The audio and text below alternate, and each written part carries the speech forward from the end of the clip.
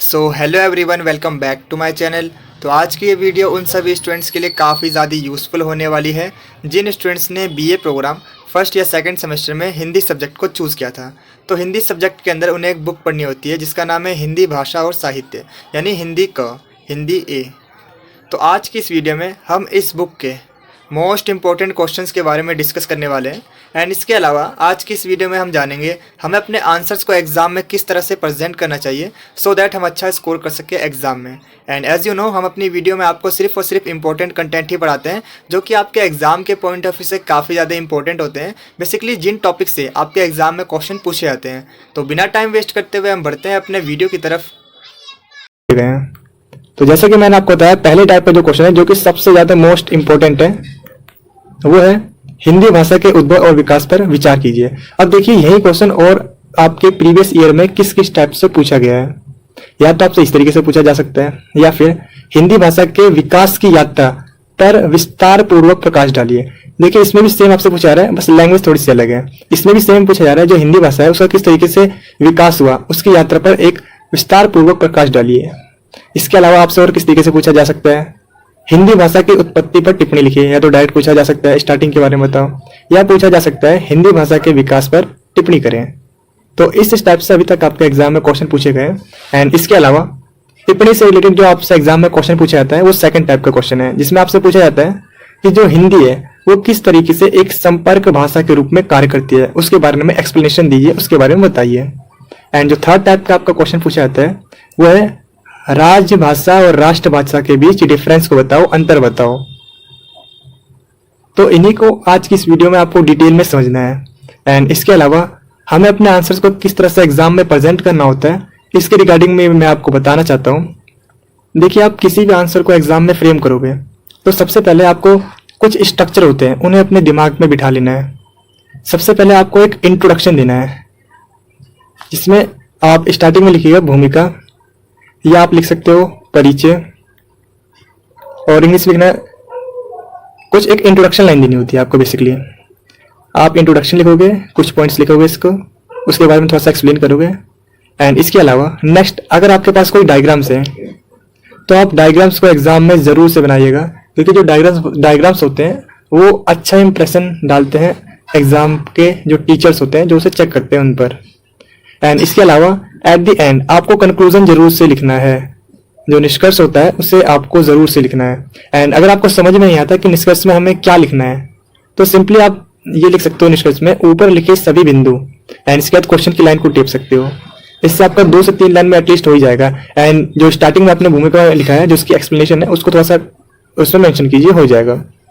Suppose ये जो आपसे क्वेश्चन पूछा गया, इसका निष्कर्ष आप किस तरीके से लिख सकते हो। अगर आपको कुछ भी समझ में नहीं आ रहा सपोज, तो आप सिंपल लिख सकते हो ऊपर लिखे सभी बिंदु हिंदी भाषा के उद्भव और विकास के बारे में चर्चा करते हैं, उसके बारे में बताते हैं, उसके बारे में एक्सप्लेन करते हैं। एंड इसके अलावा अब हिंदी भाषा का जो मेन में जो हेडिंग पॉइंट है उसको या तो आप लिख लीजिए निष्कर्ष के अंदर। एंड इसके अलावा उसकी जो एक थोड़ी सी डेफिनेशन है एक दो लाइन की, वो लिख लीजिए। That's it. आपका जो निष्कर्ष है वो परफेक्टली तरीके से बन जाएगा, और आपको कुछ नहीं करना। और ये जो स्ट्रक्चर मैंने आपको बताया, इसे आप पेपर में जरूर फॉलो कीजिए। इस स्टेप से अगर आप अपने एग्जाम में क्वेश्चन करोगे तो नेट एंड क्लीन आपका जो पेपर रहेगा, और जो टीचर है वो आपको हंसते हंसते मार्क्स देगा, पूरे के पूरे मार्क्स देगा। तो बिना टाइम वेस्ट करते हुए हम बढ़ते हैं अपने वीडियो की तरफ। तो चलिए, अब जो आपका पहला क्वेश्चन है जिसमें हमसे पूछा गया है हिंदी भाषा के उद्भव और विकास के बारे में बताइए, इसकी स्टार्टिंग कैसी हुई और इसका किस तरीके से विकास हुआ, उसके बारे में एक्सप्लेनेशन देनी है।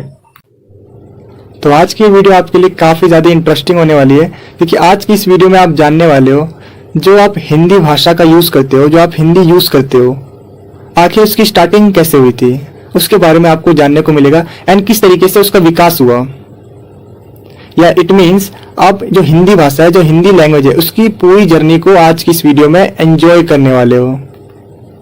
तो आज की वीडियो आपके लिए काफी ज्यादा इंटरेस्टिंग होने वाली है। तो चलिए, सबसे पहले हम बात कर लेते हैं जो हिंदी शब्द है इसकी उत्पत्ति कैसे हुई, इसकी स्टार्टिंग कैसे हुई। उत्पत्ति का मतलब होता है स्टार्टिंग। जो हिंदी शब्द है इसकी स्टार्टिंग हिंदवी और सिंधु शब्द से मानी जाती है। किससे मानी जाती है? हिंदवी और सिंधु शब्द से। एंड इसके अलावा ईरानी और जो फारसी लोग थे, उन्होंने सिंधु नदी के पार रहने वाले जो लोग थे उन्हें हिंदू कहा था। जैसे कि आप इस इमेज में देख सकते हो, जो सिंधु नदी है, सिंधु नदी के पार रहने वाले लोगों को हिंदू कहा था। इसी तरीके से जो हिंदी है वो हिंदुस्तान की भाषा कहलाई। एंड इसके अलावा भाषा के रूप में ये जो हिंदी शब्द है इसका भी जो यूज है, जो प्रयोग है, ये सबसे पहले फारसी और अरब के लोगों ने ही किया था।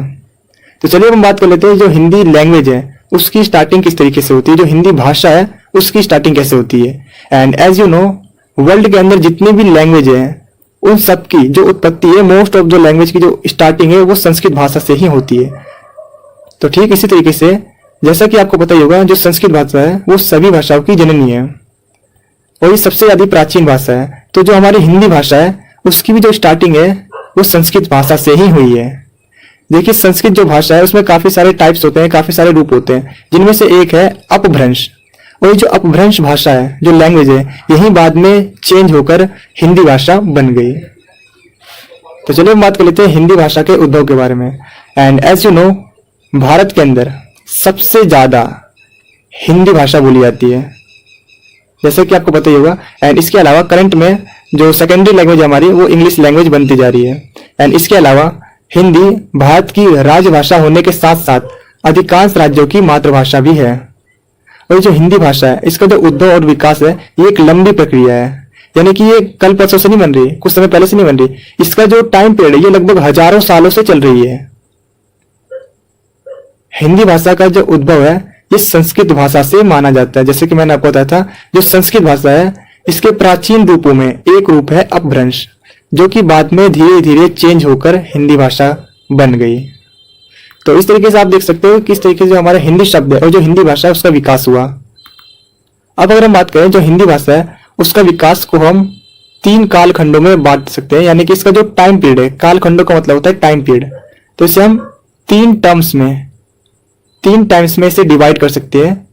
जिसमें से जो पहला है वो है प्राचीन भारतीय आर्य भाषा, दूसरे नंबर पे आता है मध्यकालीन भारतीय आर्य भाषा, एंड लास्ट में है आधुनिक भारतीय आर्य भाषा। एंड इसके अलावा जो प्राचीन भारतीय आर्य भाषा है इसे भी हम 2 टर्म्स में डिवाइड कर सकते हैं, जिसमें से जो पहला है वो है वैदिक संस्कृत एंड दूसरे नंबर पे आता है लौकिक संस्कृत। तो चलिए इसे थोड़ा सा और डिटेल में समझ लेते हैं। सबसे पहले हम बात करने जा रहे हैं प्राचीन भारतीय आर्य भाषा के बारे में। तो जो प्राचीन भारतीय आर्य भाषा है इसके अगर हम टाइम पीरियड की बात करें तो इसका जो टाइम पीरियड है वो 2000 ईसा पूर्व से लेके 500 ईसा पूर्व तक इसका टाइम पीरियड है। एंड इसके अलावा इसका जो कालखंड है इसे हम 2 पार्ट्स में डिवाइड कर सकते हैं, जिसमें से पहला आता है वैदिक संस्कृत, दूसरा आता है लौकिक संस्कृत। अगर हम बात करें जो वैदिक संस्कृत है इसका जो टाइम पीरियड है वो 2000 ईसा पूर्व से लेके 1000 ईसा पूर्व तक माना जाता है। एंड इसके अलावा जैसा कि आपको इसके नाम से ही पता चल रहा है वैदिक संस्कृत, तो इस टाइम पीरियड के दौरान जितने भी जो वेद हैं उनकी रचना हुई थी। ऋग्वेद, सामवेद, यजुर्वेद और जो अर्थवेद है, जितने भी जो वेद है इनकी इसी टाइम पीरियड के दौरान रचना हुई थी।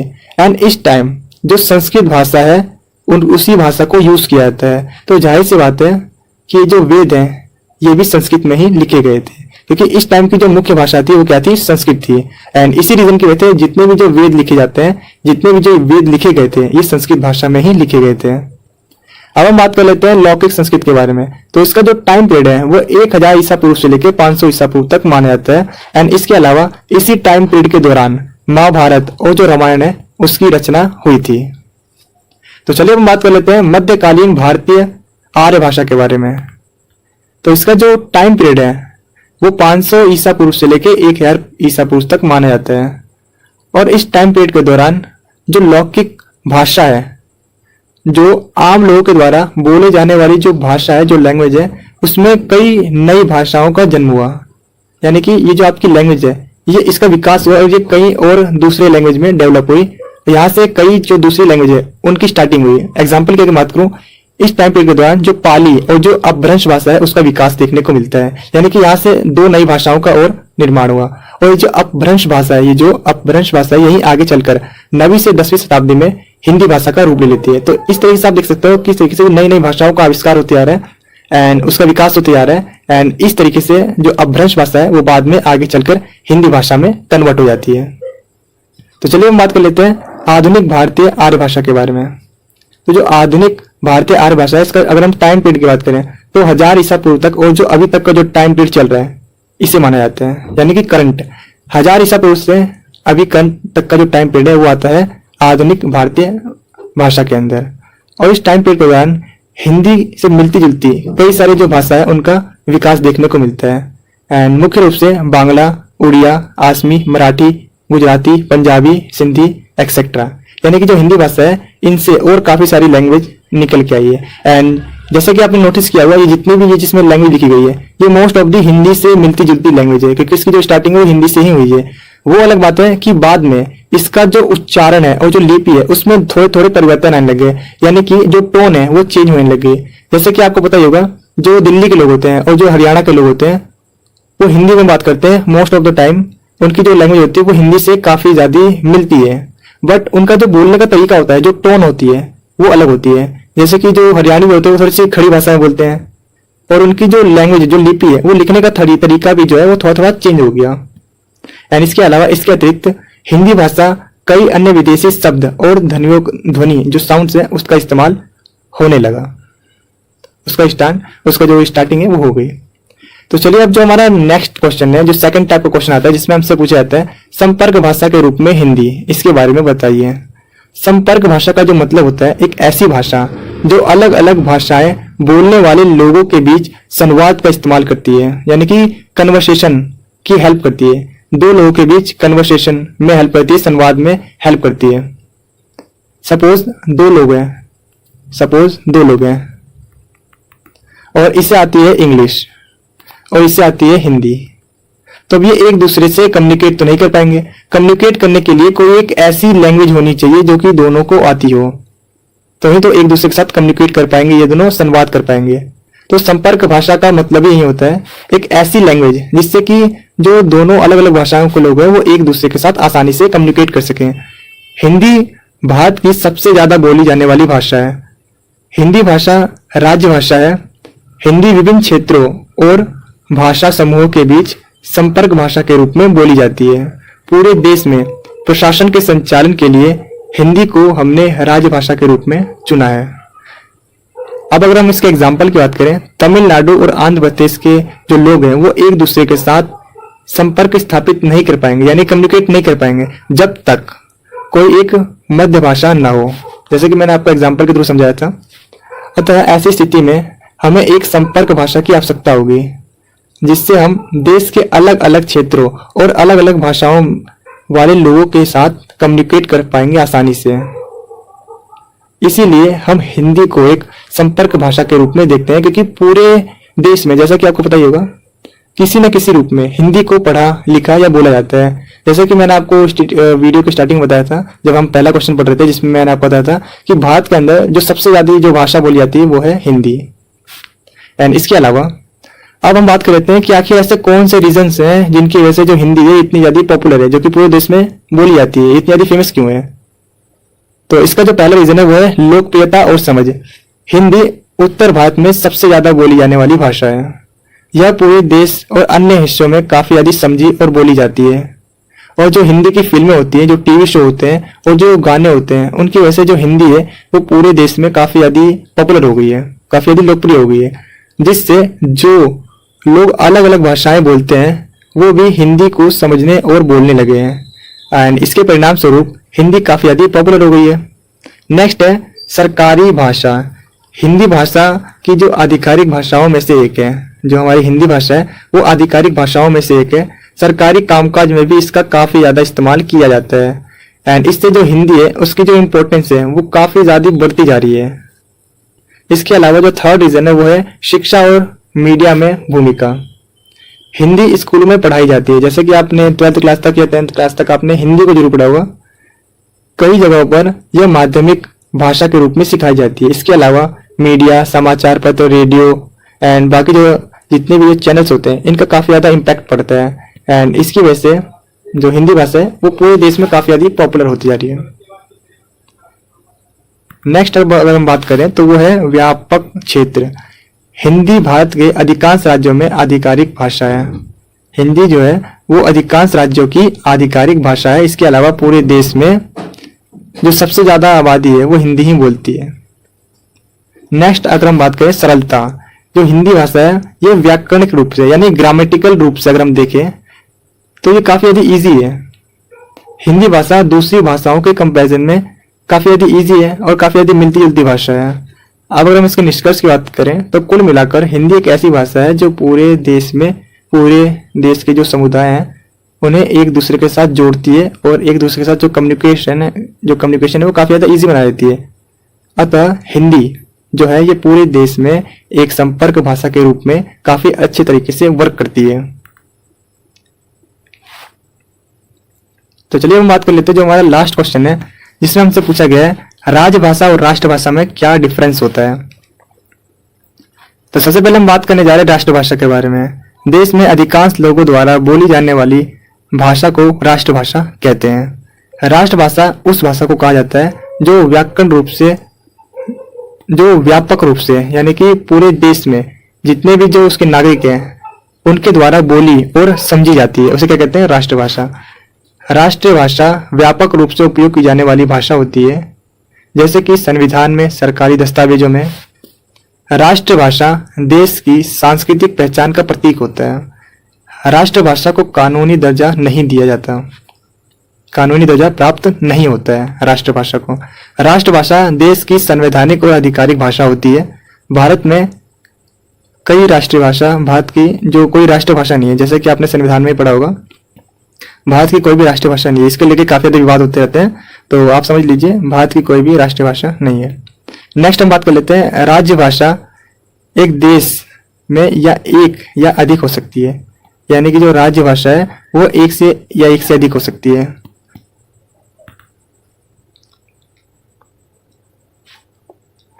अब हम बात कर लेते हैं राज्य भाषा के बारे में। राज्य भाषा से हमारा अभिप्राय राज्य की भाषा के यानी जो स्टेट है उसकी लैंग्वेज से है। भारत की राज्य भाषा हिंदी और अंग्रेजी दोनों है, यानी कि आप किसी भी क्षेत्र में चले जाओ वहां पर हिंदी या इंग्लिश जो लोग हैं वो जानते हैं। अगर आपको कोई दूसरी उनकी लैंग्वेज नहीं आती तो वो हिंदी या इंग्लिश बोलते हैं। जो हमारी सेकेंडरी लैंग्वेज है, जैसे कि मैंने आपको बताया था, जो इंग्लिश है वो हमारी सेकेंडरी लैंग्वेज है, ये काफी अधिक पॉपुलर होती आ रही है। अब हम बात कर लेते हैं राज्य भाषा सरकारी कामकाजों में इस्तेमाल होने वाली भाषा होती है। राजभाषा को कानूनी दर्जा प्राप्त होता है। राष्ट्रभाषा एक ही होती है, लेकिन कुछ क्षेत्रों में एक या एक से अधिक हो सकती है। तो सबसे पहले हम बात करने वाले हैं भक्ति काल के बारे में।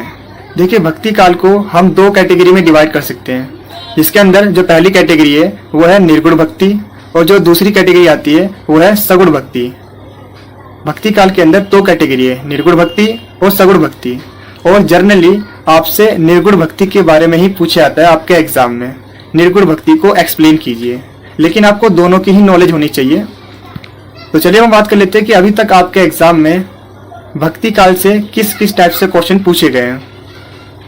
इसमें पूछा गया है भक्ति काव्य की प्रमुख प्रवृत्तियों का वर्णन कीजिए।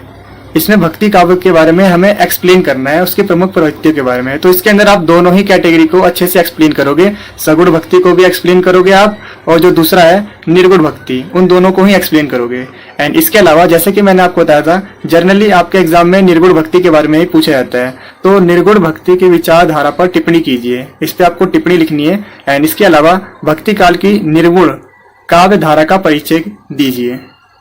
तो कुछ इस तरीके से अभी तक आपके एग्जाम में क्वेश्चन पूछे गए हैं भक्ति काल से रिलेटेड। जो भक्ति काल का टॉपिक है उससे रिलेटेड अभी तक आपके एग्जाम में कुछ इस टाइप से क्वेश्चन पूछे गए हैं। तो चलिए अब हम बात कर लेते हैं कि हमें अपने आंसर्स को किस तरह से एक्सप्लेन करना है, सो दैट हम अच्छा स्कोर कर सके अपने एग्जाम में। आदिकाल के बाद भक्ति काल आया, जिसने हिंदी भाषा के जो साहित्य है उसका विकास किया। एंड जैसा कि मैंने आपको बताया, भक्ति काल ईश्वर की आराधना के रूप में विकसित हुए। और भक्ति काल को हम दो कैटेगरी में डिवाइड कर सकते हैं, निर्गुण भक्ति और सगुण भक्ति काव्य धारा। सबसे पहले इसके अंदर हम बात करने वाले हैं सगुण भक्ति के बारे में।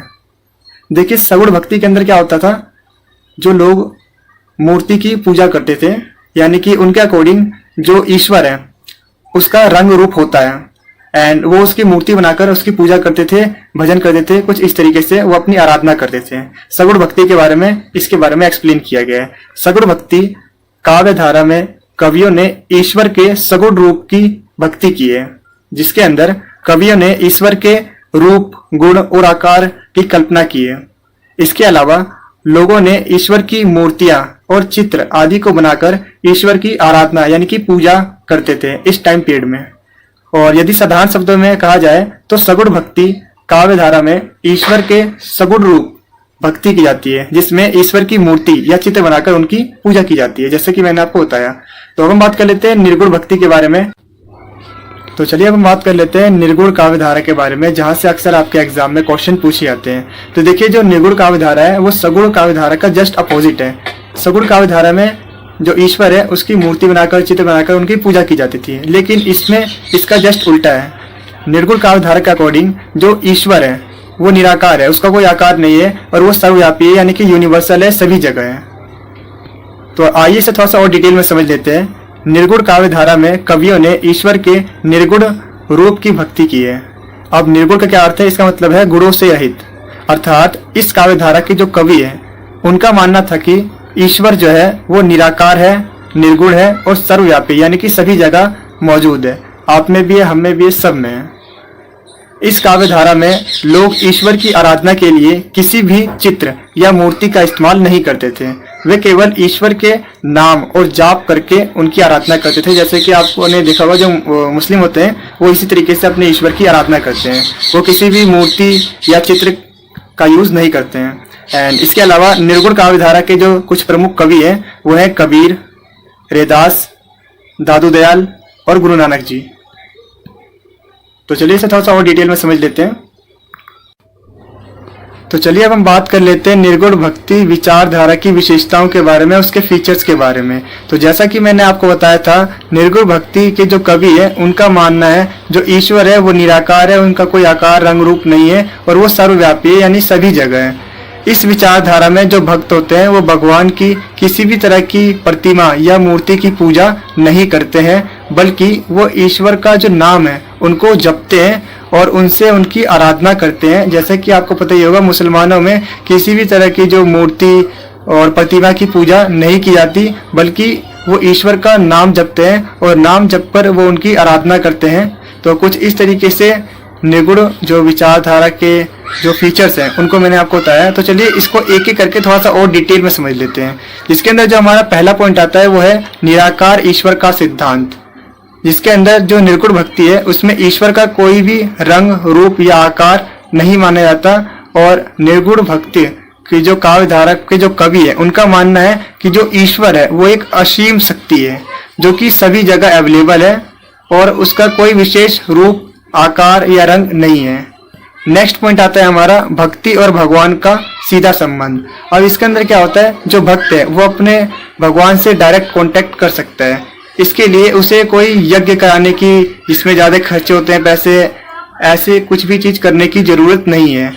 अगर उसे भगवान से कनेक्ट होना है उसके लिए किसी भी मध्यस्थ या मीडिएटर की कोई आवश्यकता नहीं है, कोई नीड नहीं है। सिंपली वो अपने भगवान का जो नाम है उनको जपते हैं और उनसे उनकी आराधना करते हैं। इस विचारधारा में ये माना जाता है जो भक्त और भगवान के बीच किसी भी मध्यस्थ की आवश्यकता नहीं है। भक्त अपने भक्ति के माध्यम से ईश्वर की आराधना करते हैं, यानी कि उनका नाम जपकर वो अपने ईश्वर की आराधना करते हैं। नेक्स्ट पॉइंट है समानता और न्याय। निर्गुण विचारधारा वाले संतों ने सामाजिक असमानता और जात पात और धार्मिक जो अंधविश्वास थे उनके खिलाफ आवाज उठाई।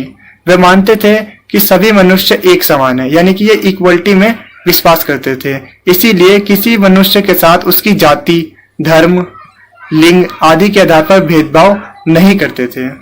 तो ये काफी इनका जो अच्छा पॉइंट है। नेक्स्ट हम बात कर लेते हैं आडंबर और ब्रह्म पूजा विरोध। निर्गुण विचारधारा वाले संत सभी बाहरी आडंबर, धार्मिक रीति रिवाज, मूर्ति पूजा का विरोध करते थे और उनका मानना था भगवान पाने के लिए किसी भी बाहरी माध्यम की आवश्यकता नहीं है। जैसे कि मैंने आपको बताया था, किसी मीडिएटर की आवश्यकता नहीं है, मध्यस्थ की आवश्यकता नहीं है। इसके लिए सिंपली आप भगवान की नाम जपे, उनकी आराधना करें, उनसे ही आप सच्चे भक्त कहलाओगे। नेक्स्ट पॉइंट है प्रेम और करुणा का महत्व। निर्गुण भक्ति में प्रेम, करुणा और दया का महत्व दिया जाता है। निर्गुण भक्ति के अनुसार लोगों में सभी जीव के प्रति प्रेम, करुणा का भाव होना चाहिए, यानी कि इनके अकॉर्डिंग किसी भी जीव की हत्या नहीं करनी चाहिए। और ये सबको इनमें क्या होता है, जो प्रेम और करुणा का और जो दया का, काइंडनेस है।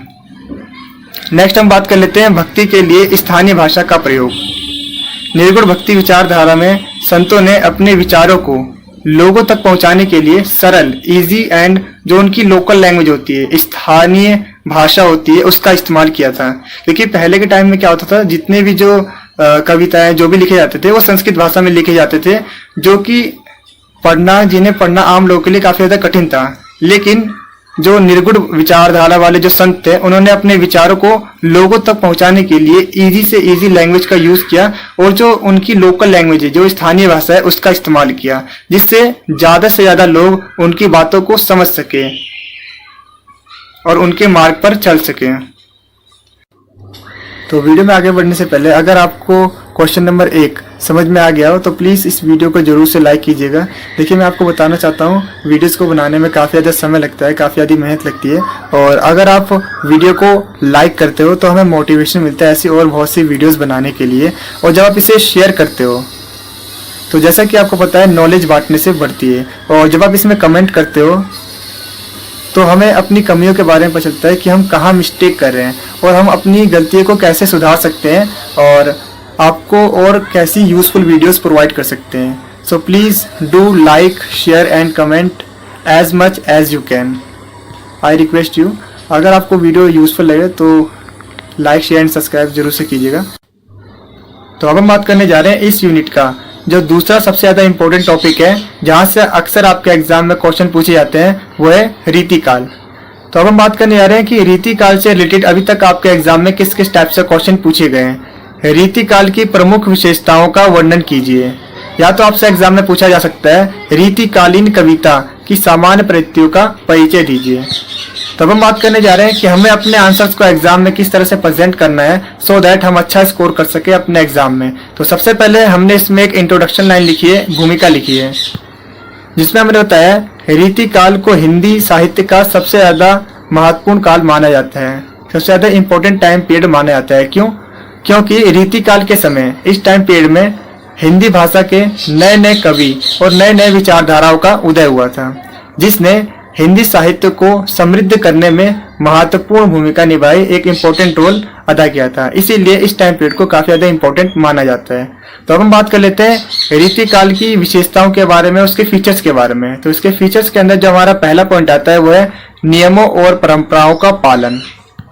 तो इस काल में सबसे ज्यादा जो प्रमुख जो इसकी विशेषता है, उसके फीचर्स है, वो क्या है कि इस टाइम के जो कवि थे वो नियमों और परंपराओं का पालन करने पर विशेष ध्यान दिया करते थे। नेक्स्ट है श्रृंगार रस की प्रधानता। तो इसके अंदर बेसिकली जितने भी जो कवि थे उन्होंने संयोग और वियोग को काफी ज्यादा व्यापक रूप से प्रयोग किया है। रीतिकाल में नायक नायिका का प्रेम, उनका मिलन और उनके वियोग पर विशेष महत्व दिया है। यानी कि इस तरीके से आप कह सकते हो श्रृंगार रस की इसमें प्रधानता रही है। इसमें जितने भी जो कवि थे उन्होंने प्रेम के बारे में बताया गया है और वियोग के बारे में बताया, उनको एक्सप्लेन किया है। तो इसका जो थर्ड पॉइंट है वो है नायिकाओं के विभिन्न प्रकारों का वर्णन। रीतिकाल के कवियों ने अलग अलग प्रकार के नायिकाओं का वर्णन किया है। नेक्स्ट अब हम बात कर लेते हैं अलंकारों का प्रयोग। रीतिकाल के जितने भी जो कवि थे उन्होंने अपने कविताओं में अलंकारों का काफी ज्यादा इस्तेमाल किया था, जैसे कि उपमा, रूपक, अनुप्रास और यमक अलंकार का इस्तेमाल किया गया था, जो कवियों ने कविताओं को और भी अधिक सुंदर और आकर्षक यानी कि अट्रैक्ट करने के लिए बनाया था। नेक्स्ट पॉइंट है ब्रज भाषा का प्रयोग। तो रीतिकाल के जितने भी जो कवि थे उन्होंने अपनी कविताओं में, अपनी रचनाओं में ब्रज भाषा का इस्तेमाल किया था। कल्पना शक्ति का अभाव। तो देखिए इस टाइम के जो कवि थे उनमें कल्पना शक्ति का अभाव था, यानी कि वो इमेजिनेशन वाली जो कविताएं थे वो नहीं लिखते थे, जो रियल टाइम की है उनको एक्सप्लेन किया करते थे, उनकी कविताएं लिखा करते थे। इस टाइम के जो कवि थे वो फिक्शनल चीजों को एक्सप्लेन नहीं करते थे, और इस टाइम के जो कवि थे वो बेसिकली जो प्रकृति है उसके बारे में, उसकी सुंदरता के बारे में एक्सप्लेन करते थे। तो इस टाइम जो कवि थे उन पर जो कल्पना शक्ति है, जो इमेजिनेशन है, उनकी पावर कम थी, वो रियल टाइम की चीज को ही एक्सप्लेन किया करते थे। नेक्स्ट है भावनाओं का अभाव।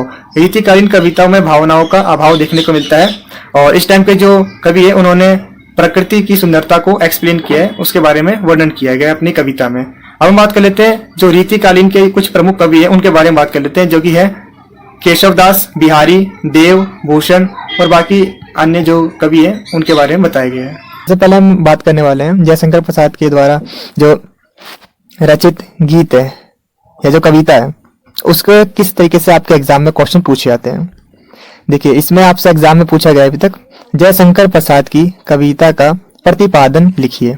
या तो आपसे एग्जाम में इस तरीके से पूछा जा सकता है, या फिर हिमाद्री तृंग सिंह से कविता का जो मूल भाव है उसे लिखिए, या फिर जयशंकर प्रसाद के गीतों में देशभक्ति का प्रमुख भाव है, हिमाद्री तृंग सिंह से इसके आधार पर अपने जो आंसर है उसको तर्क सहित प्रस्तुत कीजिए।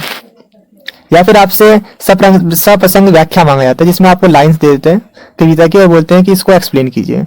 तो इस तरीके से आपके एग्जाम में क्वेश्चन बनते हैं। तो चलिए हम बात करते हैं हमें अपने आंसर्स को एग्जाम में किस तरह से प्रेजेंट करना है सो दैट हम अच्छा स्कोर कर सके अपने एग्जाम में। देखिए, जब भी आपसे सप्रसंग व्याख्या मांगी जाती है, लिखना होता है, तो इसमें आपको किस तरीके से प्रेजेंट करना होता है। सबसे पहले आपको कवि के बारे में बताना है, कवि का परिचय देना है, उनका नाम क्या है, उनका जन्म कब हुआ, उनकी मृत्यु कब हुई, एक्सेट्रा एक्सेट्रा आपको इन्फॉर्मेशन देनी होती है। इसके बाद आपको सप्रसंग व्याख्या करनी होती है और यहाँ पर आपको कविता की कुछ लाइनें लिखनी होती है और लास्ट की कुछ लाइनें, जैसे कि आप चेक कर सकते हो यहाँ से मैंने कुछ लाइनें यहाँ लिख दी और लास्ट की लाइनें यहाँ पे, और इसके बीच में डॉट डॉट डॉट, जिसका मतलब हम ये बताना चाहते हैं कि हम इस पूरी कविता को यहाँ पर लिख चुके हैं और इसके बारे में अब हम एक्सप्लेन करने जा रहे हैं।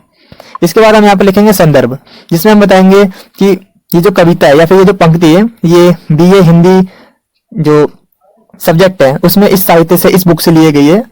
इस तरीके से हमें एक्सप्लेन करना होता है। इसके बाद हम यहाँ पे बताते हैं कविता का नाम क्या है और कवि का नाम क्या है। इसके बाद अब यहाँ पर हम प्रसंग लिखते हैं। प्रसंग में हम पूरे कविता का एक निचोड़ लिखते हैं, कंक्लूजन लिखते हैं। इसके बाद हम इसकी व्याख्या करते हैं और इसके अलावा इसके बाद हम काव्यगत विशेषताओं को एक्सप्लेन करेंगे, जिसमें हम बात करेंगे अलंकार कौन से यूज हुए इस कविता में या फिर बिंब क्या है। इन सभी चीजों को हमें एक्सप्लेन करना होता है अपने आंसर में। तो मैंने इसका आंसर एक लिखा हुआ है, आप उन्हें पढ़ के अच्छे से और समझ जाओगे। तो चलिए अब बढ़ते हैं अपने आंसर की तरफ। तो देखिए, जैसे कि मैंने आपको बताया था कि हमें अपने आंसर को फ्रेम करना है। सबसे पहले हम बताएंगे अपने आंसर में कवि के बारे में, क्या कि जयशंकर प्रसाद जी है कौन। तो जो जयशंकर प्रसाद है वो हिंदी भाषा के एक प्रमुख कवि थे और उनकी जो रचनाएं हैं वो आज भी प्रासंगिक है, यानी कि लोगों के बीच काफी ज्यादा पॉपुलर है, लोग इनसे प्रेरणा लेते हैं। और जो जयशंकर प्रसाद है वो अपनी रचनाओं के माध्यम से सामाजिक मुद्दों को उठाते हैं और समाज में बदलाव लाने का प्रयास करते हैं। अगर हम इसके जन्म की बात करें तो इनका जो जन्म है ये 1890 में हुआ था उत्तर प्रदेश में काशी में। इसके अलावा इनकी मृत्यु 1937 में हुई थी। अगर हम बात करें 12 वर्ष की उम्र में जयशंकर प्रसाद जी के जो पिता और जो बड़े भाई है उनका देहांत हो गया था। और जयशंकर प्रसाद जी को काफी सारे लैंग्वेज की नॉलेज थी, जैसे हिंदी, संस्कृत, फारसी, इंग्लिश, इन सभी भाषाओं का ज्ञान था। अगर रचनाओं के बारे में बात करें तो इन्हें काफी सारी कविताएं, कहानियां, निबंध और उपन्यास लिखे हैं। तो जैसे कि आपने देखा हमने कवि के जो परिचय उसको एक्सप्लेन कर दिया। इसके बाद हम करेंगे सप्रसंग व्याख्या, जिसमें हम कविता की आगे की लाइन लिखेंगे और पीछे की लाइन, उसके बाद डॉट डॉट डॉट इस तरीके से प्रेजेंट करेंगे, जिसमें हम बताएंगे कि जो कविता है वो कहाँ से ली गई है। तो जैसे कि आप चेक कर सकते हो जो कविता है ये बीए हिंदी का से लिया गया है पाठ्यक्रम से, और जो प्रसिद्ध गीत है उसका नाम है हिमाद्री तृंग सिंह से, यहाँ से इसका अंश लिया गया है। कविता का बात करें तो कविता का नाम है हिमाद्री तृंग सिंह से और कवि का नाम जयशंकर प्रसाद है। अब प्रसंग के अंदर हम बताएंगे कि इस पूरी कविता के अंदर क्या चीजें हैं, किन चीजों को एक्सप्लेन किया गया है। तो इस कविता के अंदर जो जयशंकर प्रसाद जी हैं उन्होंने भारत की प्राकृतिक सुंदरता और ऐतिहासिक गौरव के बारे में वर्णन किया है, उसके बारे में बताया गया है इस कविता के अंदर। इसके अलावा उन्होंने देशभक्ति की जो भावना है उसका वर्णन किया गया है और जयशंकर प्रसाद जी ने लोगों को प्रेरित किया है, उन्हें मोटिवेट किया है कि वो अपने देश की गुलामी की जंजीरों से आजाद हुए। इसके लिए उन्होंने मोटिवेट किया है लोगों को। तो चलिए अब हम कविता का प्रतिपादन करते हैं, जिसमें हम एक एक करके कविता की जो हर एक लाइन को डिटेल में समझेंगे। तो जयशंकर प्रसाद जी ने जो पहली पंक्ति है जिसमें उन्होंने बताया भारत माता को उज्जवल छवि का वर्णन किया गया है। जो जयशंकर प्रसाद जी है उन्होंने पहली लाइन में एक्सप्लेन किया है भारत माता की उज्जवल छवि को, जिसमें उन्होंने किस तरीके से एक्सप्लेन किया है। उन्होंने भारत माता की जो छवि है उसे पहाड़ों से भी ऊंचा दिखाकर उन्हें शुद्ध कहकर भारत माता की जो छवि है उनका वर्णन किया है, उसके बारे में एक्सप्लेन किया है। इसके अलावा जयशंकर प्रसाद जी ने भारत की जो भूमि है उससे प्रकाशवान बताया है। तो चलिए हम बढ़ते हैं अगले पंक्ति की ओर। तो दूसरी पंक्ति में जयशंकर प्रसाद जी ने भारत माता को स्वतंत्रता के लिए पुकार लगा रही है, इसके बारे में एक्सप्लेन किया गया है। और ये उस टाइम पीरियड पे कविता लिखी गई है जब जो भारत है वो विदेशी शक्तियों का गुलाम था। तो उन्होंने बताया है कि जो भारत है, जो भारत माता है, वो गुलाम की स्थिति का वर्णन किया है। उन्होंने बताया कि जो भारत है वो गुलाम की बेड़ियों में जकड़ा हुआ है और स्वतंत्रता के लिए उन्हें संघर्ष करना होगा। तो तीसरी पंक्ति में जयशंकर प्रसाद जी भारत के वीर पुत्रों को आह्वान करते हैं और कहते हैं कि वे देश की स्वतंत्रता के लिए संघर्ष करें।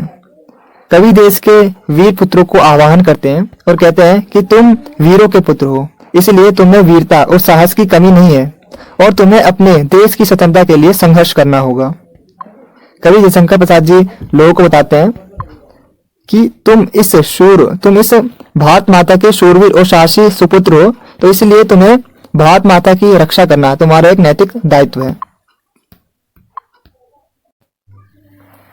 अंतिम पंक्ति में जयशंकर प्रसाद जी कहते हैं कि देश की स्वतंत्रता का ये जो मार्ग है ये काफी ज्यादा कठिन है, लेकिन देश की स्वतंत्रता के लिए संघर्ष करना एक पवित्र कार्य है। और इन सभी पंक्तियों के माध्यम से जो जयशंकर प्रसाद जी हैं, उन्होंने देशभक्ति की जो भावना है उसे काफी अच्छे तरीके से प्रस्तुत किया है। तो चलिए हम बात कर लेते हैं काव्यगत विशेषताओं के बारे में।